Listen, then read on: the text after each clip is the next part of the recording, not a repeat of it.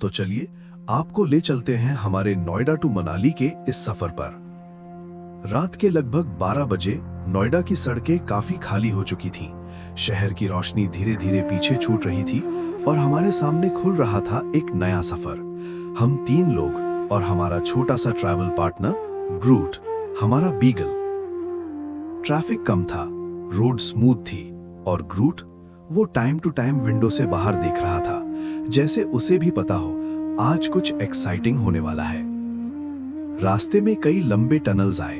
हर tunnel में enter करते ही एक अलग एक्साइटमेंट होती।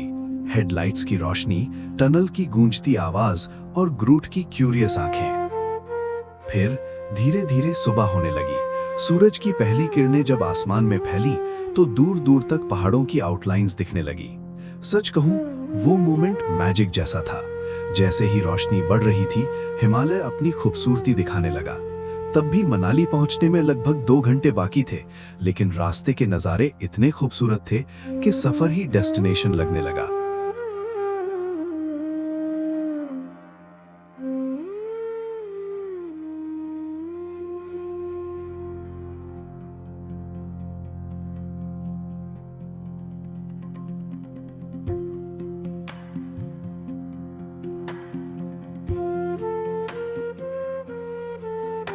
सुबह 8:30 पर फाइनली हम मनाली पहुंच गए। हमने एक बजट होटल लिया था। होटल सिंपल था, लेकिन जैसे ही बालकनी में खड़े हुए, सामने का व्यू देखकर बस एक ही थॉट आया, बस इसी के लिए तो आए थे। दूर दूर तक बर्फ से ढके पहाड़। हालांकि बर्फ थोड़ी कम हो चुकी थी, लेकिन पहाड़ों पर अब भी सफेद चादर चमक रही थी। थोड़ा रेस्ट किया, फ्रेश हुए, ब्रेकफास्ट किया और निकल पड़े एक्सप्लोर करने। सबसे पहले हम गए सोलांग वैली।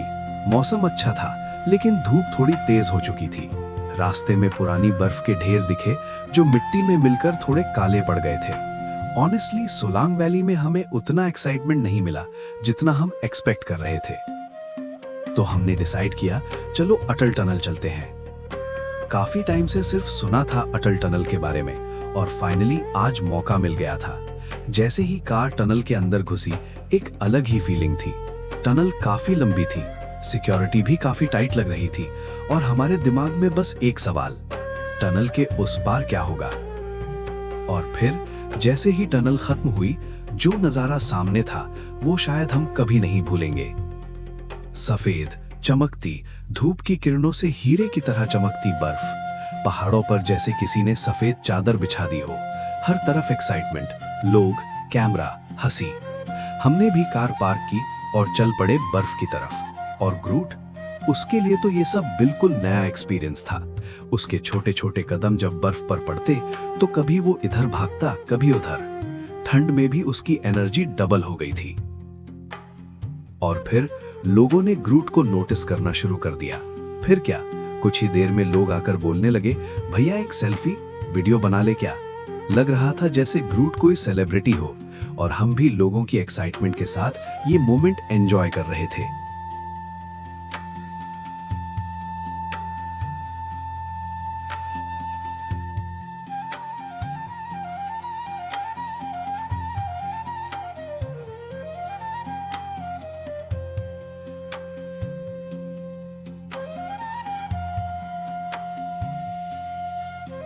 और भाई, पहाड़ों पर जाओ और मोमो न खाओ, ऐसा हो सकता है क्या। गर्मा गर्म मोमोज और उसके बाद कोल्ड ड्रिंक। उस ठंड में वो टेस्ट सच में नेक्स्ट लेवल था।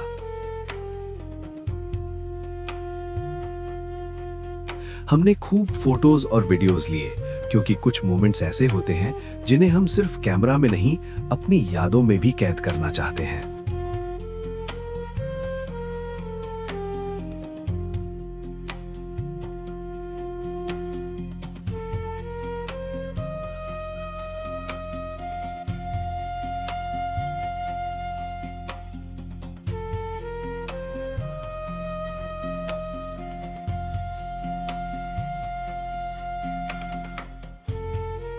उसके बाद हमने डिसाइड किया कि सिसु चलते हैं। उसके बाद हम सीधा सिसु की तरफ निकल गए।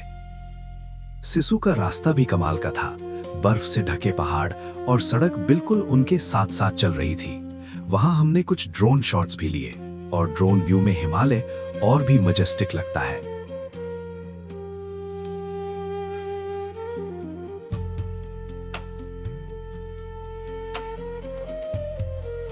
उसके बाद हम गए मनाली मॉल रोड, लेकिन डॉग इंसिडेंट के बाद हम थोड़ा ग्रूट को लेकर कॉशियस हो गए थे, इसलिए ज्यादा देर नहीं रुके, थोड़ी विंडो शॉपिंग और फिर वापस होटल। अगली सुबह ग्रूट बालकनी में बैठा हुआ पहाड़ों का व्यू एंजॉय कर रहा था। हल्की ठंडी हवा, शांत पहाड़ और एक परफेक्ट मॉर्निंग। होटल से सिर्फ 1-2 किलोमीटर दूर था जोगिनी फॉल्स, तो हम दोनों भाइयों ने डिसाइड किया चलो ट्रैकिंग करते हैं। रास्ता पेड़ों के बीच से जा रहा था, कभी लोकल्स के घरों के पास से। कुछ देर बाद दूर से पानी गिरने की आवाज सुनाई देने लगी। वाटरफॉल की हल्की झलक भी दिख रही थी, लेकिन सच बताऊं तब तक मैं काफी थक चुका था। सांस तेज, कदम लड़खड़ा रहे थे, लेकिन वाटरफॉल का व्यू देखकर हिम्मत आ गई और जैसे तैसे हम ऊपर पहुंच गए। और जो नजारा वहां था, वाह! वाटरफॉल की बूंदें हवा में उड़ रही थी और धूप की किरणें उनसे टकराकर इंद्रधनुष बना रही थी। ठंडी हवा, पानी की बूंदें, इतनी ठंड कि उस मोमेंट पर दुनिया का कोई भी एसी फेल हो जाए। उस मोमेंट में बस एक ही फीलिंग थी, ये सफर सफल हो गया।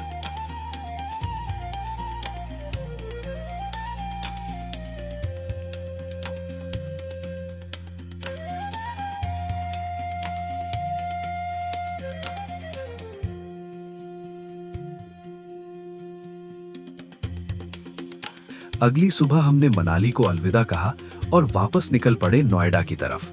लेकिन कुछ सफर सिर्फ जगह नहीं दिखाते, वो यादें दे जाते हैं।